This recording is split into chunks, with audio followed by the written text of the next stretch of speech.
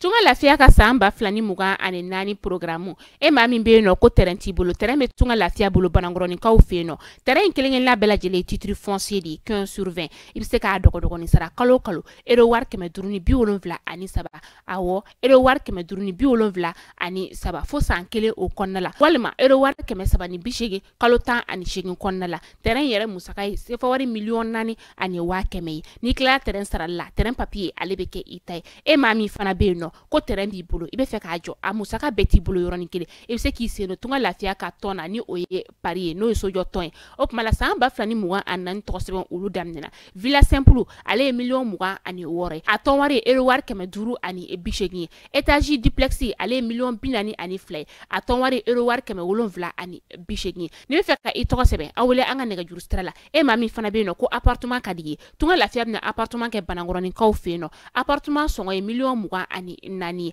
ibisa ale fana dogo ni sara ero war keme wolonvla ani mugan fo san nani o konnala awo san nani tunga lafiya nana tunga range ulu lafiya likama op mala anga nega juru sira ayo bamba 00223 72 18 42 47 walma 00336 41 94 03 80 tunga lafiya ka lagini e femi malende munu sigleme jamana ko ka o beka se ka so kelengelen soro ba maliba ali konnala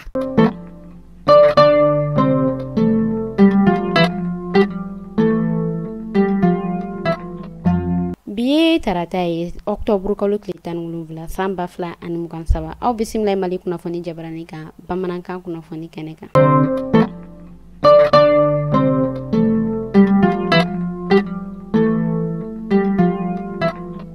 kunnafoni daminɛna an m'aw ladɔnniya k'a fɔ kunu tɛnɛn don octobre kalo tile 16 samba fila ani mugan saba o kun ye don sugantilen don min ni a tala ka di journée mondiale de l'alimentation ma a yirala k'a fɔ waati min na nin célébration olu b'a la ka kɛ ko maa caman olu yɛrɛ kɔni bɛ mali kɔnɔ baloko dɛsɛ o bɛ maa minnu na kɛrɛnkɛrɛnnenya la malnutrition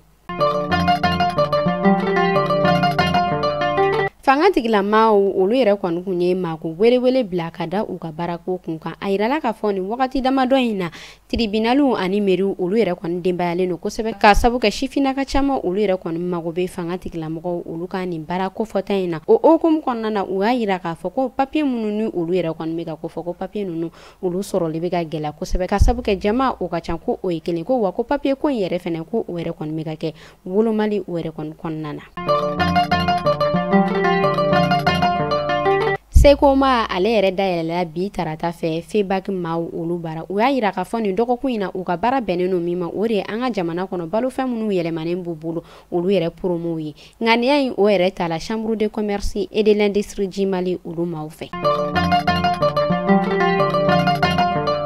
bolimafɛnko minisiri ale yɛrɛ bɔla ka kunnafoni di kɛ kunnafoniya min kɔnɔna na ni a y'a yira k'a fɔ ko u yɛrɛ kɔni bɛ ka baara kura dɔ o yɛrɛ sigi sen kan baara kura in ko o yɛrɛ kɔni tɛ fɛn wɛrɛ ye ka tɛrɛnboli sira k'o dɔ labɛn min bɛ bɔ Moribabugu la ka taa Kanajigi la u tilala tuguni ka filanan wɛrɛ fɔ filanan min yɛrɛ fɛnɛ ye tɛrɛnboli sira kura min yɛrɛ fɛnɛ kan ka dilan min yɛrɛ bɛ bɔ Sanakɔrɔba ka na Kita ni yɛrɛ kɔni kɛla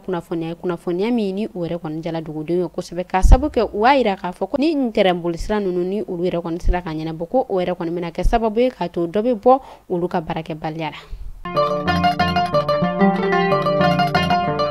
an bɛ taa Segu kɛnɛya ale minisiri ni a bɛ wele ko kolonɛli Asan Bajalo ale yɛrɛ kɔni bɔla ka yala kɛ yala min ni a kɛla octobre kalo tile 14 san 2023 kɔnɔna na k'i kunda Segukaw olu fɛ yen nɔ kɛrɛnkɛrɛnnenya la u ka kɛnɛyaso yala in kɔnɔna na u y'a yira k'a fɔ gɛlɛya minnu b'u u kan u ka kɛnɛyaso ninnu kɔnɔna na ani u mago bɛ jɔ fɛn minnu na u ka dɔgɔtɔrɔso ninnu kɔnɔna na u y'o yira kɛnɛya ale minisiri la o tɛmɛnen kɔfɛ u ka directeur régional de la CMSS ni ale bɛ wele ko Idrissa Dugumale Sise ale yɛrɛ kɔni bɔla k'a yira k'a fɔ ko fɛn bɛɛ kɔni o yɛrɛ kɔni tɛmɛcogo ka ɲi olu yɛrɛ kɔni ka baarada la min yɛrɛ kɔni kɛla sababu ye k'a to ale yɛrɛ kɔni foli bila ani tasi bila kɛla a ka baaramaw fɛ ka ɲɛsin ale yɛrɛ kɔni ma an bɛ taa Kayi kɛnɛyaso directeur ale bɔla k'a yira k'a fɔ ko fɛn min tɔgɔ ye ko tigɛko safinɛna ni o ye don min sugantinen no san kɔnɔna na ko o yɛrɛ kɔni tala k'a di Bafulabe ma ni ale bɛ Kayi mara kɔnɔna na ni a kan ka kɛ octobre kalo tile 19 nata san 2023 kɔnɔna na a y'a yira k'a fɔ ko nin kɛnɛ in kan ko welewele o yɛrɛ kɔni bilalen no maa caman ma i n'a fɔ fanga tigilamɔgɔw minnu yɛrɛ ni olu bɛ politiki kunda minnu yɛrɛ fɛnɛ ni olu yɛrɛ kɔni bɛ ladalako kunda ko olu yɛrɛ kɔni caman welelen no nin kɛnɛ in kan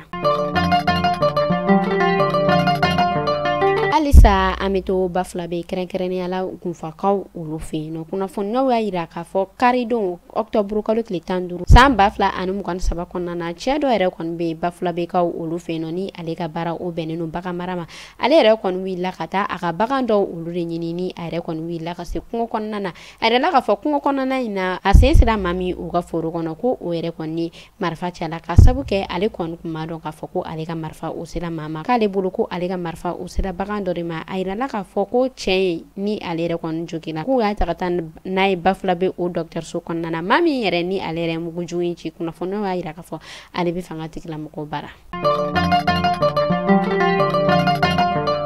Kunnafoni kuncɛla an bɛ taa Côte d'Ivoire a yirala k'a fɔ Abidjan marabolo ɲɛmaakɔrɔ ani u ka commission électorale ɲɛmaakɔrɔ ko ale yɛrɛ kɔni sugantila kunu tɛnɛndon octobre kalo tile 16 san 2023 kɔnɔna na k'ale kɛ u ka Côte d'Ivoire premier ministre a yirala k'a fɔ ale yɛrɛ kɔni kan ka marabolo ɲɛmaaya kura wɛrɛ labɛn tuguni min yɛrɛ kɔni kan ka kɛ san 2 o yɛrɛ kɔnɔna na yanni jamana ɲɛmaa kalata o yɛrɛ kɔni cɛ.